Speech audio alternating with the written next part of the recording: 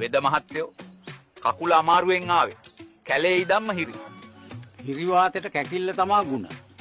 හුත්තෝ මොකෝ පකෝ ඈ කැරිලා ඉන්න එපා. ඈ අප්පට හිකේ දාලා අයින්යන් අමාය ප්‍රථමාදාර අරගෙන එනවා හුත්තෝ. ඔයි යකෝ ටේප් එක දීපන් යකෝ. අනේ යකෝ තොපි AI වලින් කරන වැඩද මේ? යකෝ උඹලට වෙන හැම හුත්තකටම මාව පාවා දෙන්න එපා. මීට සොබාදහම ටහු කන්න දාලා මේ ෆ්‍රී ෆයර් ගහන පකයලා එක්ක මුකුත් කරන්න බෑ. උඹ වැල බල ඉදපන්. එතකොට ඔක්කොම හරියයි. හැමදාම මෙහෙම උය ඉඳලා හරියන්නේ නැහැ. ඔන්ලි පෑන්ස් එකක්වත් පටන් ගන්න ඕන. රැල්ලට අක්කිල එක්ක යාළු වෙන්න යන්න එපා. හේතුව ගේ අතුගාලා ඇවිල්ලා කියන්න. මේක මගේ වරදක් නෙවෙයි. මේ පාරේ ගෙවල් හදපු මිනිස්සුන්ට පිස්සුද කොහෙද? ළඟ ගෙවල් හදන්න. රුක්ෂාන් උඹ අපේ දුව සදරේකට මොකද්ද යකෝ කරේ?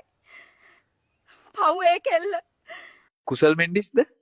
චරිත් අසලංකද? පියුමි හංසමාලි. ලක්ෂාන් පකයා අදත් නිවාඩුනේ. සාන්ත පකයෝ.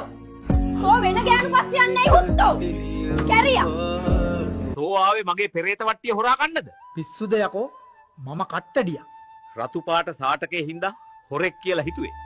කෙනෙක් මට කිව්වා මන්තරයක් කිව්ව හැටියේ ගහන්න එන වල්ලලි දුවනවා කියලා. අලන්තර කයිෆා පාර රබ්බුක බිහස් සහ බිෆ්ෆිලු. අලියා මට ඇරියේ නැති ටික විතරයි. මේක අතින් විතරයි අල්ලනවා කීවේ. මුගේ අප්පට හුස්ම ගන්නත් බෑ මට. සදුනි කියන්නේ හරිම නරක ගෑණියෙක්. මම එයාට ගැහුවේ නැත්තේ අකුණු ගහපු නිසා විතරයි. කසුන් අයියගේ ටොක්ස් නම් අලියෙක් ගේවා වගේ කියන්නේ. ඒ වුණාට ඇදට ගියාම මීයෙක් වගේ බං. මේ ප්‍රොම්ප්ට් ලබ්බන් නිසා අපිට නිකන් ඉන්න නෑනේ.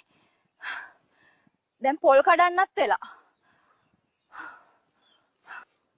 උඹලා හිතන්න එපා. උඹලා කියන හැම මගුලම අපි කරයි කියලා.